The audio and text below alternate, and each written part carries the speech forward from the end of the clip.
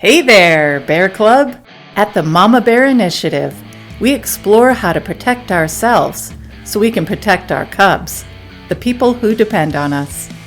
Join us and get the confidence you need to stay safe, make good choices, and protect yourself and those you care about. Let's go!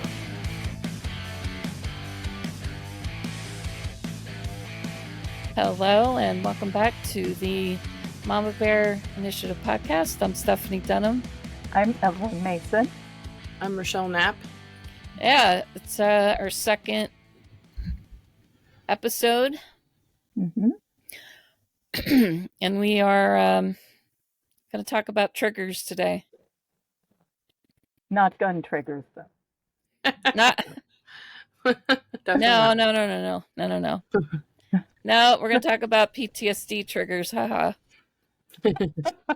Yes. She laughed sardonically. Yes. I'm going to adjust my camera angle just a smidge. I'm sitting in my living room. Mm-hmm. A little different than my usual location, which is usually my dining room table. Because my, why is my voice always so raspy when we go to do this? I'll take a drink of water. Okay. We should all take a quick drink of water. So none of us gets raspy. I always sound raspy, like I need a throat lozenge. And my voice feels a little strained, although I didn't do much talking today. I don't understand. We're hollering at the family, or not really. Rochelle, you're not, really. You're not in the middle. I just noticed that too. Centralize right yourself. Before you said it. There we go. That's better. That's better. All right. So PTSD triggers. Yeah, that's a tough one because I feel like I'm just triggered all the time. Mm-hmm. Yeah. Although pretty much. I get spikes of anxiety depending on what's going on. Mm-hmm. I guess you could call that being triggered. I'm not sure. I'm not sure how to define it in this context because I'm sure people who don't have PTSD get triggered, but they probably are resting and not anxious the rest of the time. Mm-hmm. Probably. I don't know. I mean, I've never experienced, I guess, what some would call normal. Right. So I don't really know what that's like. Yeah, I don't know. If you're watching this and you have some idea of what that's like, feel free to comment about it. Like, what's it like to not be on high alert all the time? Yeah. I saw recently that, like you said, Steph, that feel like I'm triggered pretty much all the time. I'm always reacting to something with anxiety, and it feels pretty constant. There are moments where I feel like it definitely spikes a little more. Mm-hmm. And recently in our martial arts class, it's happened a couple of times where it felt much more intense than like an everyday trigger is the reactions that my body has to things that feel unusual. And I'm not sure how to react sometimes, but I feel anxious about it. And it's a pretty constant thing now that I think about it. It seems to happen all the time. What I was defining previously as triggers were those things that were happening to me in class, but I think now I think about it's pretty much every day. There's some kind of trigger, big or small, happening, and that's what I'm trying to monitor. That's what I'm trying to overcome and trying to reparent my brain and tell myself, it's okay, calm down, you're going to be all right, it's no big deal. Don't need to get anxious about this. So, yeah, can you talk a little bit about, like getting triggered at class or whatever? sure. Like what is it that's happening?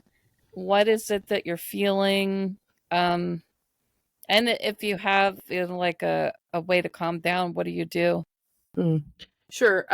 So we've talked about our childhood a good bit on here, and I don't want to give a lot of graphic detail, but our mother was very abusive, and especially to me, and she physically abused me quite a bit, and things are happening in class where specific things happen where I feel a similar sensation to what I felt when I was a child when she was doing the things she was doing to me. Well, I have a question though. Is Sure. the thing that's happening similar to the original abuse? Yes, very, very similar. Yes. Okay. So like an action, someone's taking a movement that's happening, and then you're suddenly like taken over by a memory. Yeah, taken over by memory. I mean, call it a flashback, I think, maybe. I'm not sure. And there are times when it can feel as if I'm that back there again as a child. And it's a very strange and honestly terrifying sensation initially. It was happening frequently several years ago. Seemed like every day I was having a trigger at that level. Mm-hmm. And those were categorized by my therapist as flashbacks, which I guess is a little bit different than a trigger, or a lot different maybe. But anyway, going back to what happened in class, as far as handling it, I've had to work with you as my sensei, but also within myself. I started to feel triggered at the last class through a similar thing that had been happening previously. And I had a moment where I thought to myself, I could just let this go by. It doesn't feel super intense at this time. And I can't always do that. Sometimes it's just overwhelming and it's just flood of emotion and I feel like I can't stop it. But at least this time I grounded myself quickly, told myself I was safe, and was able to move past it. I don't know if that's could be called growth or if it's just that particular time that happened. I didn't want to engage with the trigger. I wanted to move through the class and keep engaged in what we were doing because it was interesting to me, and I like learning what we're doing because it's all new with the weapons and things. Let's clarify. Yeah, we better sports equipment. Oh, sports equipment. No, we're talking about staffs and wooden swords and that kind of thing. Yeah. Yes, should clarify we're not pulling guns and knives on each other in class. Right. Yes, my apologies. all wooden. All safe. All safe, yes. At any rate, so I have learned at least that much. I can, and I've been reparenting my brain at work because I'll feel triggered by things that happen there, not as intensely as in class. So I can, at least in those moments, tell myself it's okay, it's all right, we're okay, everything's fine, no reason to be upset. Doesn't always work, but it works the majority of the time now, which I'm very glad of because I still feel that same way every day, constantly triggered, constantly like on high alert all the time. The ones in class feel a bit different. It feels more like a flashback, like I'm back there in that moment or those moments where I was defenseless and unable to stop anything that was happening to me at that point. That feels a little different than the everyday anxiety. Yeah. Well, flashbacks are different. I mean, there's really, I don't know. It's more like you're just getting thrown back into the memory of it. Yeah. And that has, its own emotions attached and it is going to feel different. I guess what I was thinking of while you were talking was that in class during training, you're getting triggered into a flashback. Mm-hmm. Yeah. Sometimes people get triggered into a panic attack or get triggered into an anxiety attack or whatever it is. I guess some people can have their anger triggered. I don't know. But the point is that you're set up to respond to stimulus a particular way. Right. And in your case, it's when certain things are happening during class that are reminding you of stuff that happened when you were a kid. It's taking you immediately back to the incidents, the several incidents, and the flood of emotions that come with that are happening at the same time as if you were there. Right. Pretty much. Yeah. And that my initial introduction to trauma was flashbacks. Yeah. That was the initial thing that happened when I was being intimate, doing bedroom things. Mm-hmm. I'm taking a cue from Nate Sala, trying to find euphemisms to say certain things. Mm-hmm. Yeah. Mm-hmm. Anyway, and that went on for some time. I was getting triggered a lot, actually. But it took a while for that to come to an end. I get triggered by things like looks, stuff people say, Mm-hmm. my own thoughts Yeah. Yeah. can trigger me. Like I don't know. Somebody has a certain look on their face, and I'm telling myself a story about it, why they have that look, Yeah. and I'm blaming myself. Usually, I did something, I said something, I was stupid, I shouldn't have done that, I shouldn't have done this, and probably had nothing to do with me. But it Right. sets off this sort of spiral effect Mm-hmm. where I'm just spiraling down into wanting to fix it, wanting to run away, wanting to cry or whatever it is Yeah. that Yeah.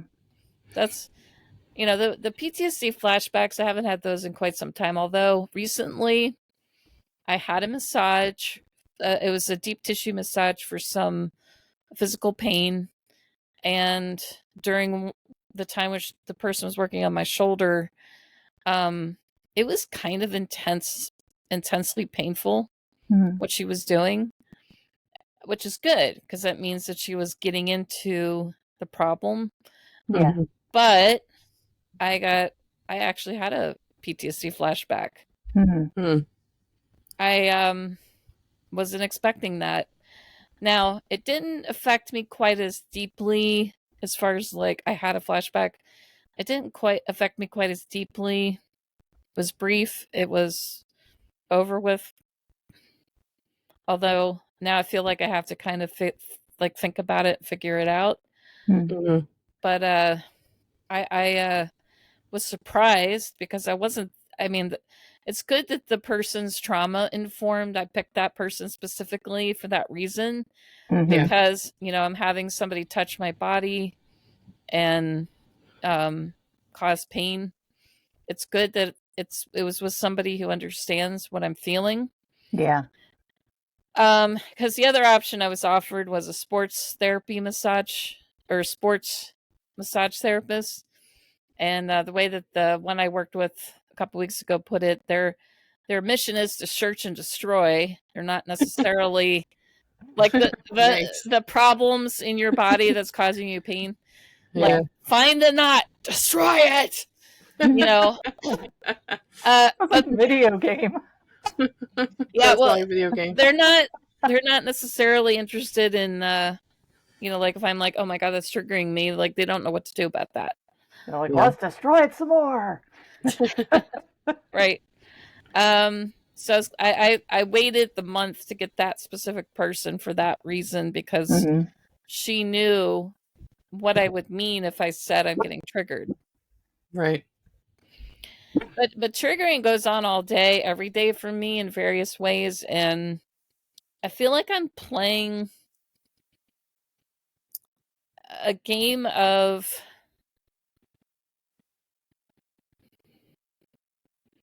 herding cats, but also it's like everybody's shooting ping pongs at me all at once. Ping pong balls. Yeah, like I'm like trying to get things going in a certain direction, but then there's all this chaos all the time. Mm. That's what it Yeah. feels like. Yeah. Now, I've got nothing normal to compare that to. I don't know if other people go through that too, but that's what it feels like to me. Yes. In fact, I think in my case, I almost feel triggered when I don't feel anxiety. Oh dear. So I'm like, I'm actually feeling good. I'm pretty relaxed. Is it okay to relax right now? I think so. Yeah, nothing bad is happening. I have nothing to be Wow. anxious about. I have that every so often. Mm. But my triggers are mostly it trigger what something will happen, and it seems like I guess for normal people, no big deal. But for me, it's like I did something wrong. I'm in trouble. They're looking at me, kind of like what you were saying, Steph, about certain looks. Mm-hmm. Like, is she rolling her eyes? What's going on? Is she looking down her nose at me? What's really going on here? Oh no, here goes the trigger. No, and then I'll like all of these. First of all, there'll be this sudden feeling. I finally identified it as pretty intense toxic shame. Mm-hmm. And I'll just automatically feel like there's something wrong with me. I'm bad. I'm a problem. I'm in trouble. I'm not good enough. And then if I let my mind keep going, like let's say it's something at work, I'm going to lose my job, and then what am I going to do? No one's going to want to hire me. I haven't worked in any other job besides this in like 20 years, and you know, all of these, first the feeling and then the actual thoughts, and they're all negative. I don't have happy triggers usually. Sometimes there'll be a happy flashback, but it's usually like worst case scenario, and then almost like let's see if we can top that. Until I'm just like, I just want to hide. I want to put my head down. I remember one time I was doing this exercise. I was listening to a video, and they were saying, draw what you look like when you feel ashamed, when you feel the shame. And in the picture I drew, and let's see if I can kind of do this. So I have my hands together in front of me and just looking down like this. And when I feel really ashamed, it's so hard to even look at the person. Yeah. I just feel like I want to just curl up inside of myself, like I'm a child and I'm in trouble with, let's say I'm in trouble with a teacher or a parent.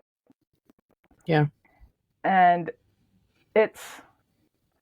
I'm being punished, but there's no like, you did something, but let's see if we can find some kind of solution. It's like, you're punished, now go away, that kind of thing. And I used to go very quickly. I see it as kind of like this twisty slide. It just it gains momentum. For the more you go, the faster and faster and faster it gets. The harder it is to pull away from it. I'm in it and I can't pull out. And I used to go all the way down to the bottom. And a couple of times that was devastating. Yeah.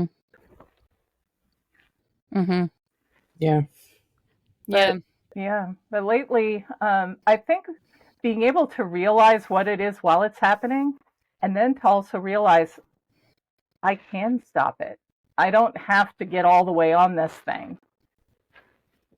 It's the hard part is catching it while it's still in early stages. So I can go, oh, that's what this is. What do I need to do differently so I don't end up literally, figuratively spiraling? Are you guys hearing that sound? Yeah, I just heard it just now. I'm not sure what that is. No? It's not happening right now. It's when somebody's moving around, somebody's creating a sound. Like fabric or... Wonder if it's me. It is you. Oh, it is me. Did I just do it? Yeah. Oh my gosh, I don't even know what I did. I looked down at my chest. There isn't a built-in microphone in that headset, is there? Should be. That's what we're hearing. Oh my goodness. Yeah. So it's like rubbing on your shirt. That's funny. Yeah, maybe hold it out a little bit. I'm going to lift it a little now that I know. Yeah. Okay, sorry about the shush. The sound tech in me is like, what is that sound? I mean, I appreciate that about you. You help keep your sound decent quality. I would have been oblivious. Blah, blah, blah. Yeah. Yeah, it must be the microphone you're using because it sounds like it's... Because we're having technical issues with Evelyn's adapter for her computer. can't use it, so we're using other things, which is why it sounds like she's talking into a can. Sorry, Apparently, guys. yes. My adapter is not adapting. Very adaptive for adaptive for an adapter. Yeah, we gotta get a new adapter for that situation. We need to adapt. Yes. To that situation. Or Wow, that situation. what a you're welcome for the metaphor. It was all planned out. We planned that all out. Totally. We plan all of our technical difficulties. So I want to talk a little bit about an actual trigger I had tonight.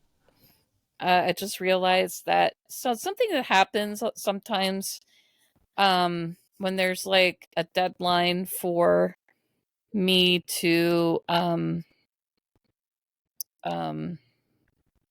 get stuff done and be done by a certain time, like today. To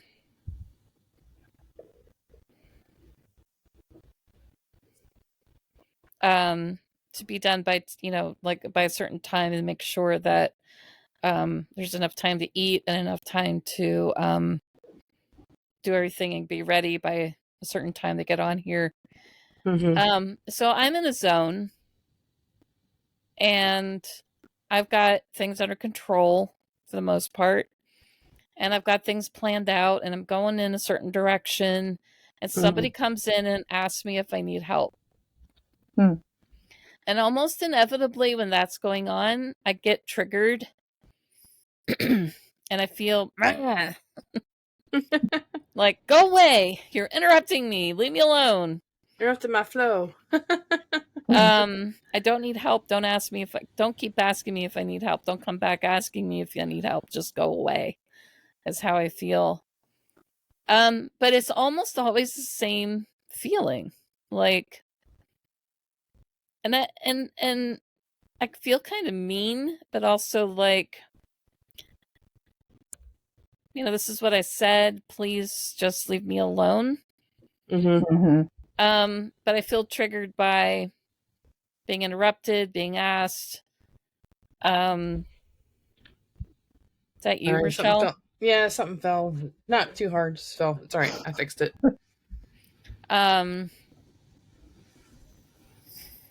Yeah. It's kind of a similar feeling to when I'm getting ready for parties. I get like super anxious about that. Evelyn's face tells the story. Oh yeah, she does. I have to plan ahead for getting triggered. Yep. Yeah. I have to go, okay, there's going to be a certain point where I'm starting to feel that similar kind of anxiety that I feel when I'm just trying to get something done and somebody comes and asks me if I need help. It's a similar feeling, but when it comes to parties, if I don't plan ahead, I have to let people know I'm probably going to get triggered. I have to ask for help to accomplish the goal, because the anxiety is about not doing everything that needs to be done before people get there.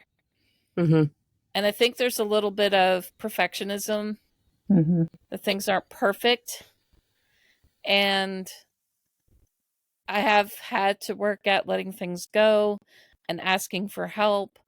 And then if I get triggered, this is what I'm going to do. Yeah. I'm going to go lay down, or I'm going to call my husband over,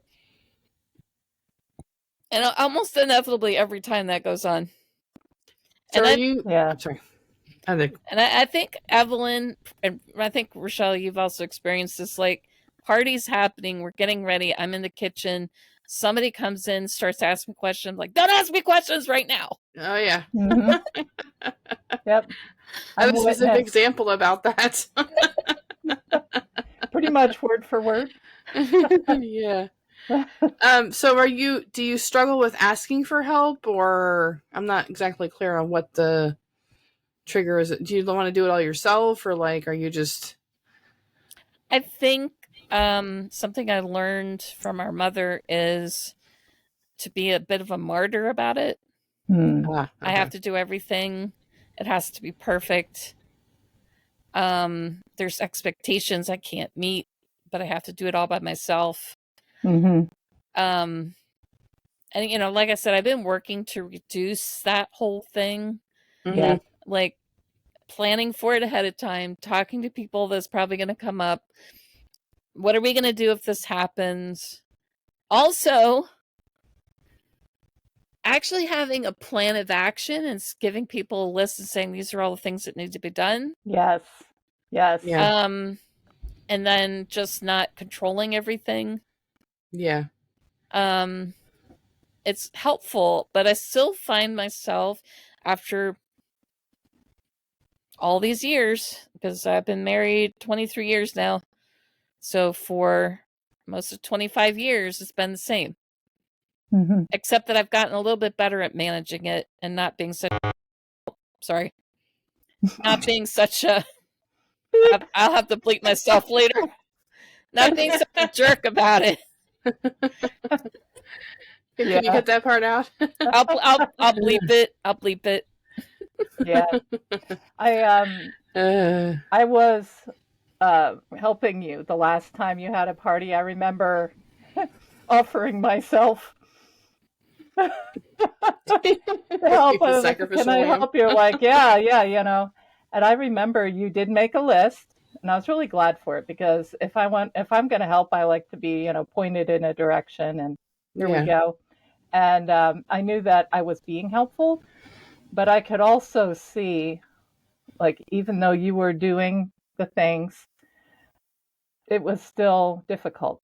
Still difficult for you. I could still see the stress on your face, and I think I think the outbursts and everything were somewhat at a minimum, maybe one or two, where you could tell more than just the look on your face was kind of coming out a little.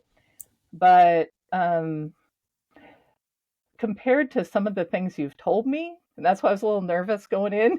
I thought, all right, she's actually handling herself pretty well. So, in spite of the fact that I could tell you weren't like just happy and cool with it, but you had put the pieces in place, got your helpers. We all had things to do, and I would say, all things considered, I count that as a win. Yeah, I have a kind of a funny story. We were getting ready for, so we have a sort of a joke between the three of us that coffee is the elixir of life, and Stephanie loves her coffee in the mornings, can't function without it. Hold up. That is not a joke. That is simply a fact, okay? Okay. Yeah, there's no joke about that. No. Anyway, so we have a tradition on, I can't remember if it was Christmas or Thanksgiving. I think it was the Thanksgiving breakfast. You were making pancakes. You hadn't had coffee yet. Oh, no. I was in charge of setting up the dining room, setting up the living room with dining room chairs and everything, make sure people had enough places to sit. And I came and I said to Stephanie, free coffee. And in the morning, she was hungry too because we hadn't eaten yet. What do you want to do with the chair? She's like, just figure it out. I was like, okay, I'll figure it out. Never mind, I got it. Hold up. Was that anxiety or was that just no coffee? I'm not sure. You didn't really specify, but I know either way it was, you were kind of frustrated, and understandably because we hadn't eaten, you hadn't had coffee.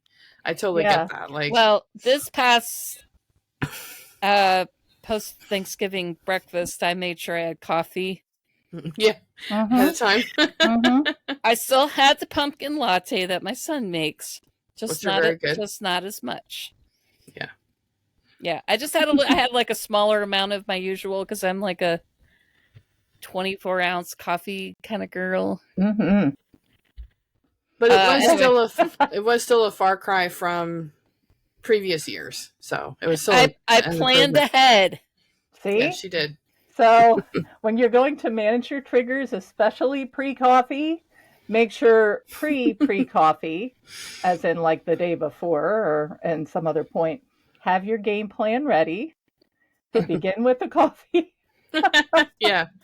If you need coffee, have it first before you do anything else. You can become human and then you can execute A the fully plan. formed human being. Well, like the old Snickers commercials. You're not yourself When you're hungry. You're not yourself without coffee. True. So I feel like what we're talking about is this idea of self-awareness.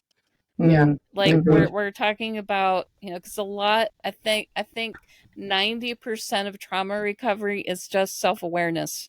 Yeah. Mm-hmm. Being aware of what's going on inside of you in any given moment, especially when you start acting out. And, because of being triggered or being emotional or whatever's going on or having the anxiety or whatever. I don't know if 90% is accurate, but it's a huge percentage of trauma recovery because it starts with self-awareness. And it starts with,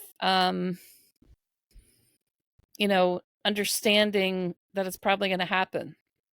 Yeah. The whole party thing, I think the 1 year, I don't remember what the party was for, but I think it was somebody's birthday. But it doesn't help that Klonopin makes me cry. What's Klonopin? Klonopin is an anti-anxiety medication I was prescribed for anxiety. Gotcha. And I was still new to it, and I started taking it, and I started crying a lot. I don't think it does that to everybody, but it definitely did that to me. So I had taken Klonopin. And by the time a friend got here to help me, the triggers had already been triggered. And I was triggering. I was in tears. And she was asking me what to do, and I was like, I don't know. And I was crying. I think that was the year I decided something's got to change. Now, I didn't understand why I was acting like that. I didn't understand much of anything as far as like the PTSD, the anxiety, the triggering, etc. I didn't really know that's what was going on. I just knew that I didn't like being so upset about something so joyous. Yeah.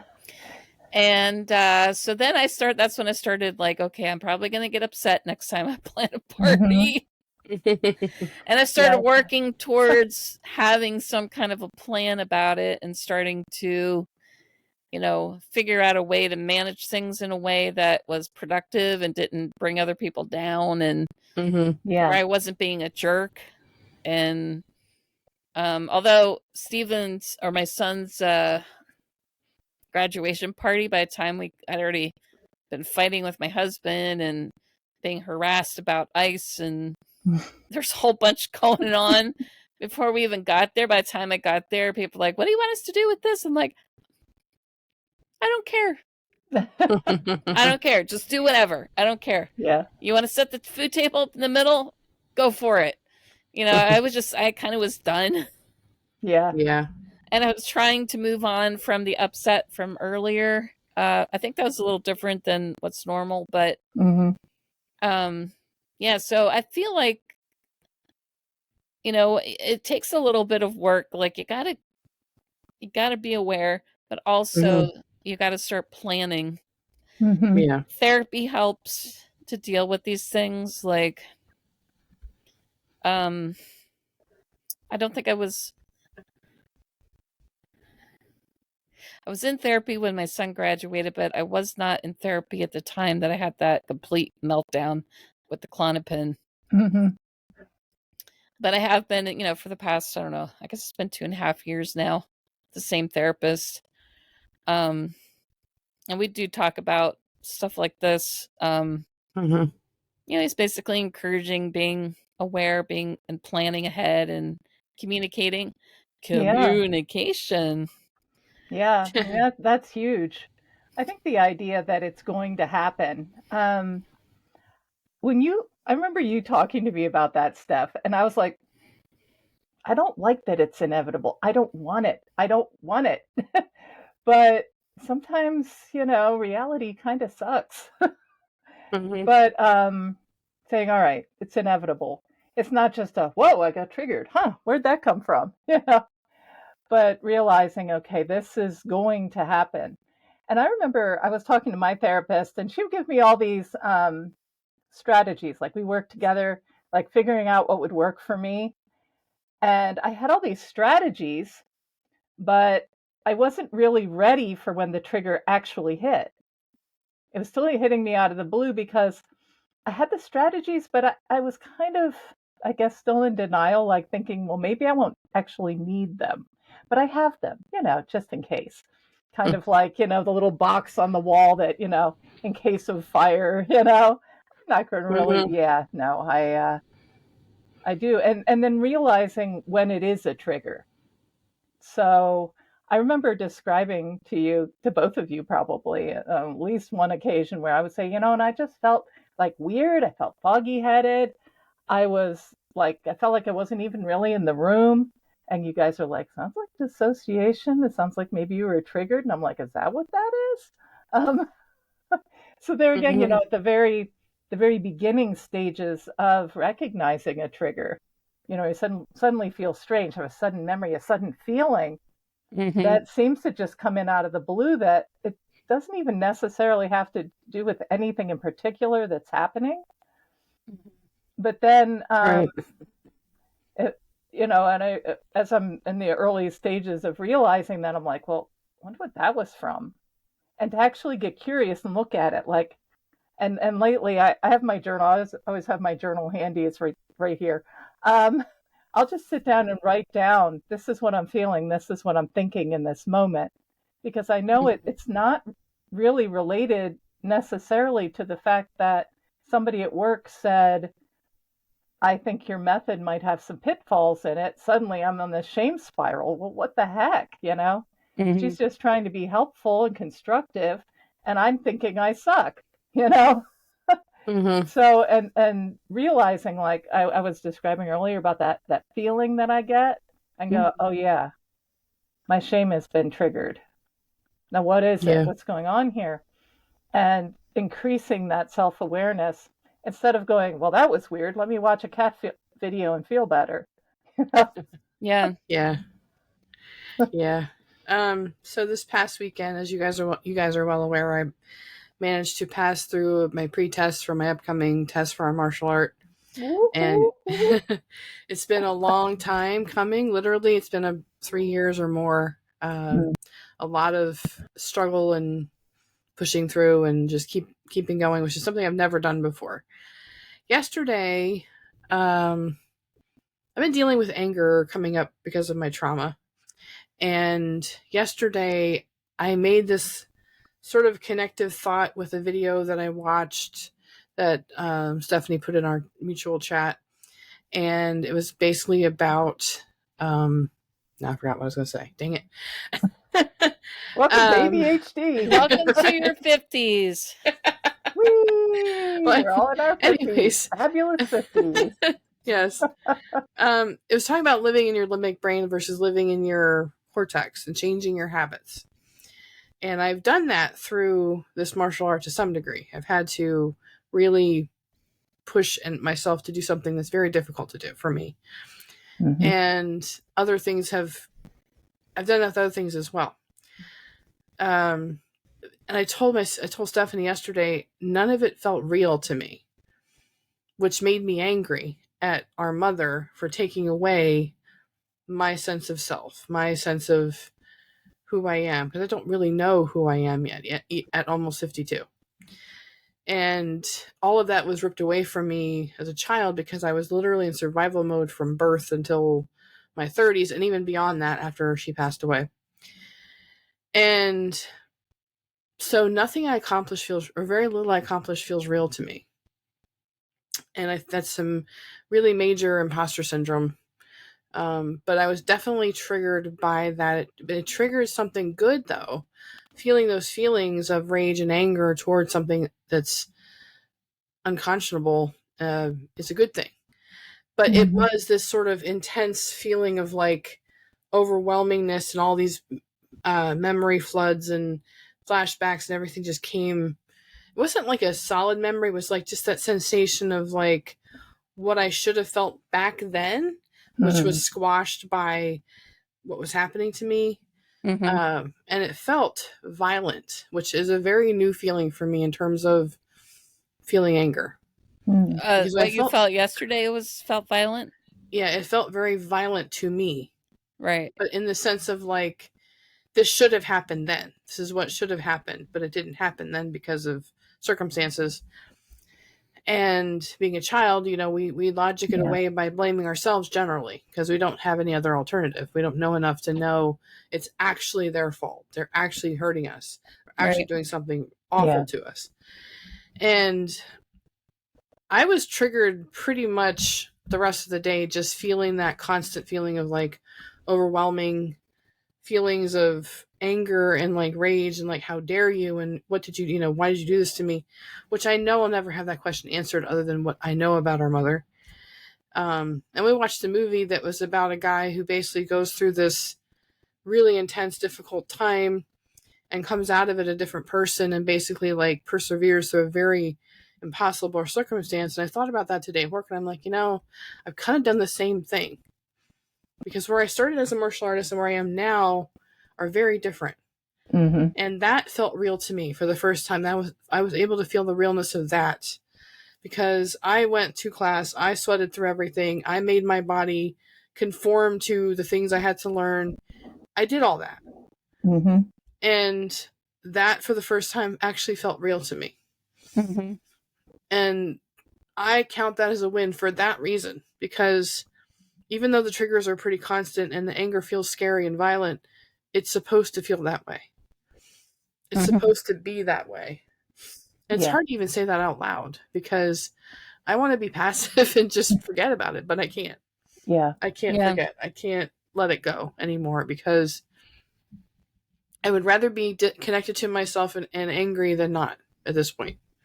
Because we've been talking the past several months about different things, and one of the things that came to me was I don't feel anything about myself. I can feel things about other people and be very connected to my emotions in that way. But as far as my own deeper traumatic emotions, I was completely disconnected from all of them. And anger coming up as the first one, I think, is by design, because that's the one I've been most afraid of. Because when I felt what I thought was anger back in my 20s, what I believe was resentment, felt very destructive then. And I wasn't able to process it at all with a therapist. I was working with a therapist, but I wasn't able to. I didn't know enough to know how to do that at the time. Anyway. No, I'm glad you shared all that, because that's a real example of what it's like to live in triggering. Your anger got triggered by the memory of something that happened, which was triggered by going through your pretest. By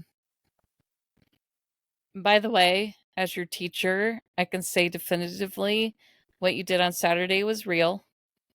Yes. I was there. It happened. Yes. When I walked in yesterday evening, coming back from my appointment, Rochelle was sitting in the living room here and in the corner in the dark, and she looked like she was going to get up and run away or something.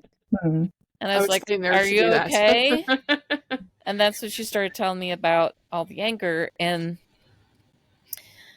when it happened for me, it was definitely dark and scary, and I didn't know what to do with it. I think God helped me figure out what to do with it. Like, I think He converted it into passion to get on here and do this, to teach self-defense, to teach martial arts. But I feel like Rochelle, anger is the most appropriate reaction to what happened to you. And it's not surprising if it's the first real emotion you feel about it. Yeah. I'm sure you felt sad at times or whatever, but it's probably the most connected feeling to the actual events. Yeah. Makes sense. And I want to support the idea that being triggered is actually a good sign. Yeah. Because it means that you're willing to live with the reality of what happened to you, the feelings, the thoughts, the emotions. Now, if you're doing what we talked about last week, which is numbing out and doing addictive things when you get triggered, that's not great. Yeah. Right. But if you're just being triggered and you're just living with the triggering and you're just moving through your day, or if it's in my case, you're planning ahead because you know it's going to happen, or whatever it is you're doing, or talking yourself through it, or writing about it, like Evelyn's mentioned, that's a really good. It's tough. Yeah. It's painful, but it's good because it means at some point you'll be able to not be so triggered. Yeah. Right. Yeah, and I think that idea of it's going to get better. It's really, really hard now, but if I just keep doing this, it is going to get better. And to hear someone say that, I think we just don't know what we don't know, right? But if there's somebody else who's kind of been there, done that, or is at least further along, because I remember that one night that I was severely triggered by my shame. I wasn't sure that that's what I think about halfway through the night. So I was awake all night, just feeling horrible about myself, horrible about all kinds of things, just felt horrible. And I hadn't really felt much of anything for the longest time, and I had medication it was a mood stabilizer. And, I just didn't feel much of anything. Now I feel horrible. And I'm like, it so freaked me out. I reached out in the middle of the night, like, I don't know if you guys can see this, but I'm really struggling and I'm like panicking. I woke my mom up and she prayed with me. And I'm thinking, am I going to have to check myself into some sort of intervention center? And I had some places and phone numbers in mind. I was just like, my mind is just spinning. And I'm like, this is horrible. I hate feeling this way. And I was so grateful that I got to talk with Steph. And Rochelle, were you on that call too? Yeah, she was. Yep. See, love you guys.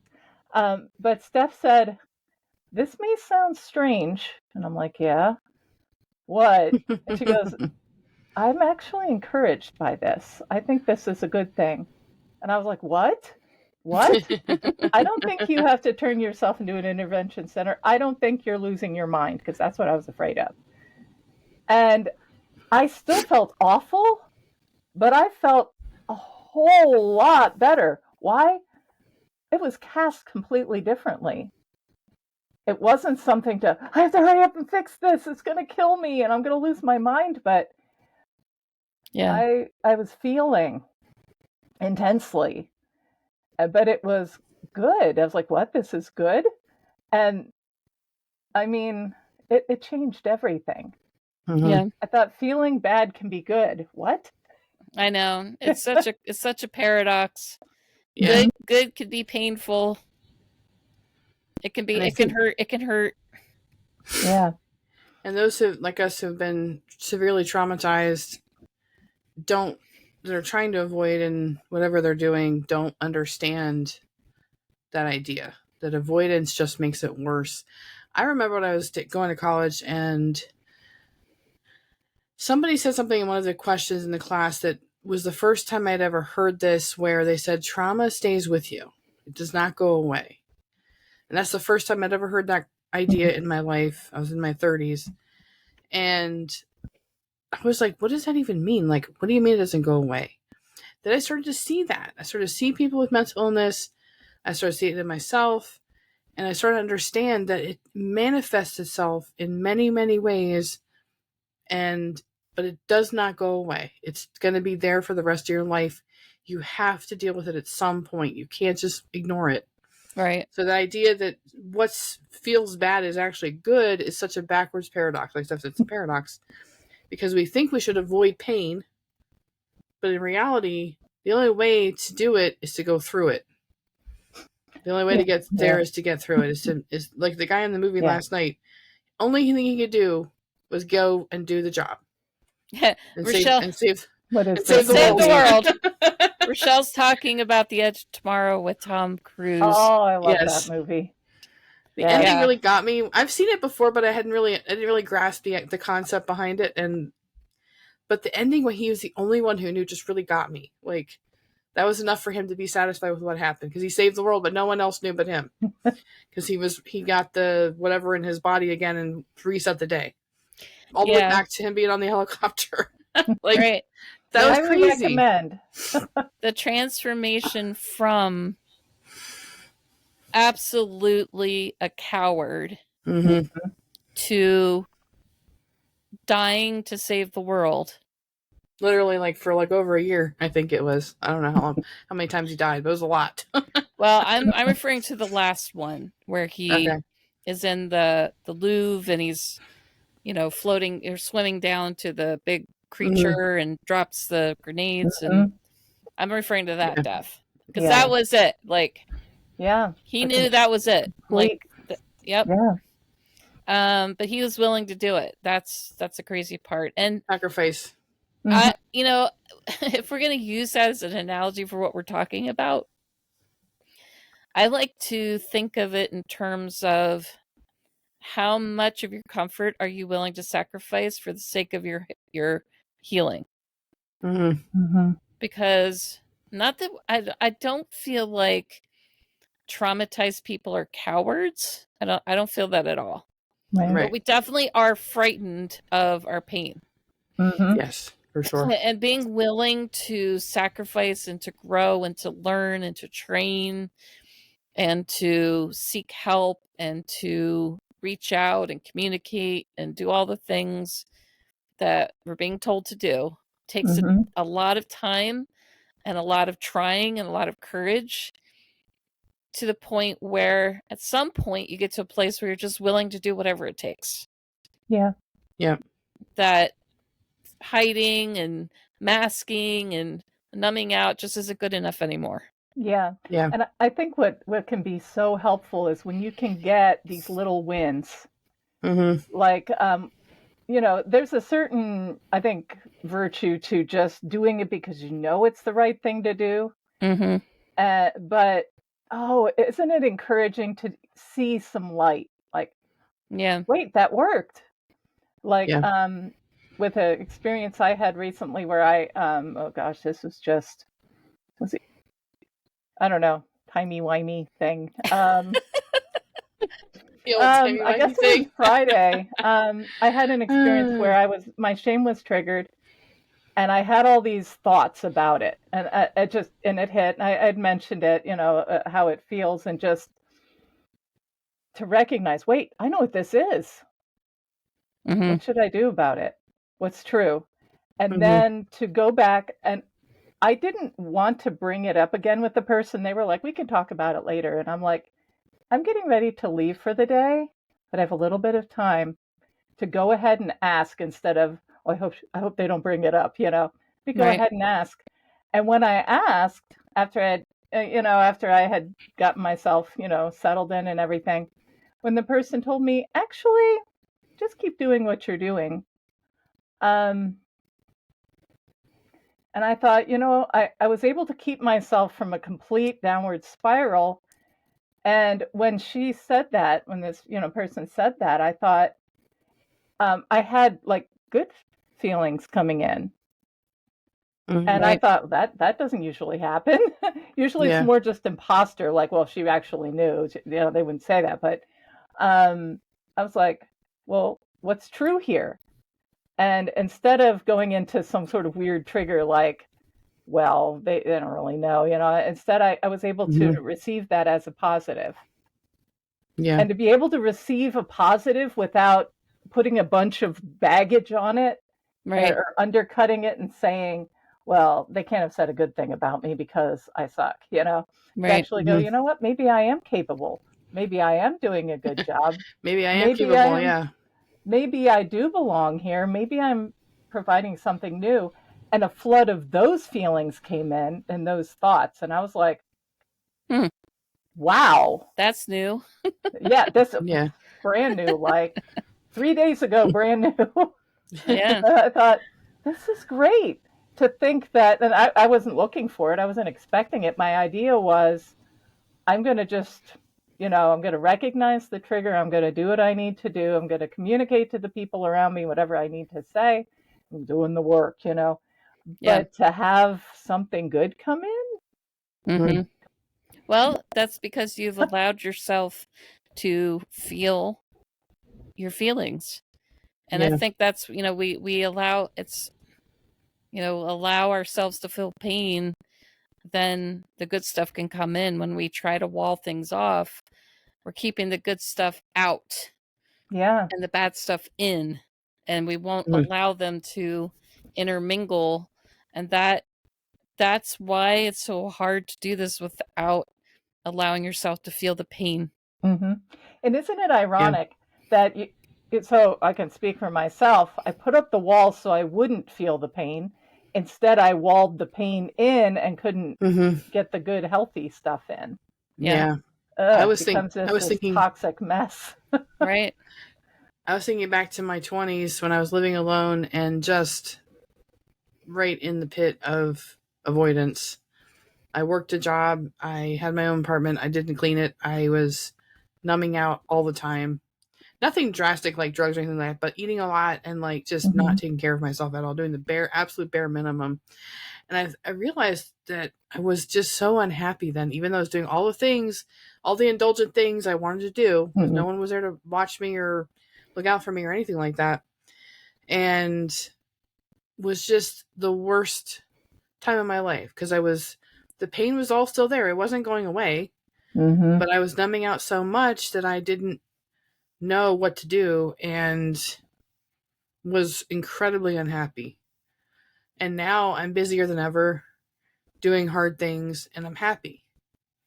That's a big difference from even how I felt back then. And it's hard because, like, I think you said something about desperation and feeling that feeling of like, I have to do something. Oh, Stephanie did, talking about Edge of Tomorrow. You get to the point where you have to do something. You can't stay the same anymore.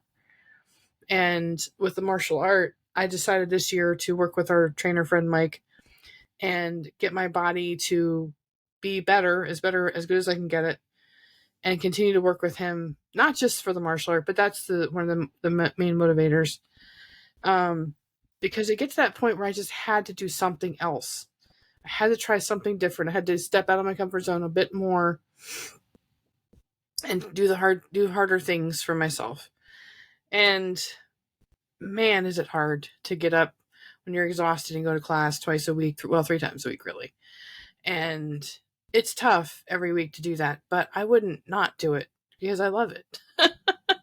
You come to love something you think that is uncomfortable, and it is uncomfortable, but it's amazing how it makes you feel, and like you're not in that unhappy avoidance numbing place anymore. You're actually doing things and maybe martial arts isn't directly related to trauma, but for me it is. It's a part of my healing.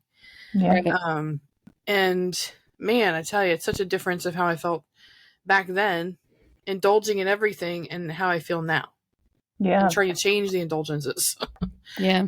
And I think it's important to note, I don't know, well, actually I do know. Rochelle had mentioned earlier about how she sometimes gets triggered in our martial art. I do too. Honestly, almost every class at some level. So then it's an opportunity to go, okay, I feel this way. Why do I feel this way? What can I do? And it becomes this sort of like, I'm not quite sure how to describe it, but it's like it's an opportunity to train in that way as well. So when I feel that, what do you think you're doing? You're in your 50s and you're swinging a stick around, and then I'll go, what are you doing? I'm a martial artist. Let me swing a little harder. And I can do this, and this is what I do. This is where I am. And swing a stick around. We've been. Sensei said, what are you saying? Swing a stick around. Sensei's right here, so. She just what is Come it in called? this eye, Sensei. I gibster. Gibster from afar. Digitally. Digital gibst. A digital gibsing. But then leaning into it. All right, so I feel a trigger. Okay, that's that. This is this. And sometimes, in fact, a lot of times I'll go, all right, what can I do? I can't really do anything about it right now. Let me set this aside and get to it later. And that's a whole other thing. And I don't know, we probably don't have time to get into it, but what if yes, you planned ahead because you know you're going to get triggered during class? Hey, guess what? I did that in the last class. Yeah. So remember so Sensei over there, sometimes I love that. she usually sends well, I mean, 9.999 times out of 10, she'll send us ahead of time what we're going to do. So guess what I did? Okay, so I sat down with a video of the stuff that she said we were going to work on, and I worked on it, and I also thought about some of the things that have come up in the past during class that I might experience while doing this new thing, because I had never done that particular. It was with our bow, staff. Our staff, yes, thank you. Not a stick. Not stick. Not a steak. Not a steak. Anyway, I actually thought through it, and I was able to be present in class. I was able to enjoy myself. I was even able to mess up without feeling devastated. Now, did I feel it starting to come up? Oh, yes, I did. Yeah. And did I feel tempted to compare myself to someone else who gets it more quickly than I do? Yes, I did. But I went, you're doing fine. Focus. It's fine. It's okay. And it didn't, the normal trigger, it didn't hit as hard. It was more like over here going, hello, hello. And no, shut up. Choosing to ignore it. Yep. Yeah. Yeah. I went from being literally terrified of everything we did in class. Everything. I was just one big trigger the entire class in the beginning. Yeah. To actually enjoying it, which is so different and so much fun. And I'm so thankful that I stuck with it, because it has taught me so much about how to overcome and how to manage things in the middle. I do have a little bit of like perfectionism going on sometimes. I think we all do to some degree. And I really have to fight against that urge to compare myself to someone else and realize, I am who I am. I am where I am, and it's okay. That's all right. And getting to that point is hard. I have to do it pretty much every class. But I'm learning that it's okay. I've accomplished a lot in the last 4 years, 5 years, whatever it's been now. And I'm so thankful that I haven't given up, because yeah, it's been 5 years since you started in September. Yeah. It'll be 5 years. Yeah. So yeah. And I wanna just say that one of the harder trials Rochelle's had to go through is how long it's taken her to get to this test. Yes. Because I've been kind of holding her back for certain reasons and waiting for her to step up to it. And she finally has, so we get to move on. But I feel like all you guys are talking about, all this stuff is really analogous with how trauma recovery goes. Mm-hmm. It's just everything on repeat, persevering, not giving up, letting yourself be where you're at, letting yourself feel pain, being frustrated, trying again, etc. It's just the way it goes. And when it comes to triggering, it's just a matter of time and perseverance and patience. Yeah. And just letting yourself understand that it happens. It's part of what goes on for people like us, and that it's okay that it happens. Even though it's frustrating and painful and scary at times, but also it's a good sign that you're on the road to healing. You just need to find the avenues to work with it and to learn and to grow and to keep pushing through. So I think the martial arts could definitely be an analog for what we're talking about. Absolutely, yeah. And it's been an hour and 6 minutes. My Mickey Oh, my Mouse goodness. my Mickey Mouse watch is telling me we've been talking a long time, and guess what? I have to go to the bathroom. So Welcome to our 50s. yes. So my bladder is like, Yes. stop talking so much. I need some water in, and you need some water out. Out. There you go.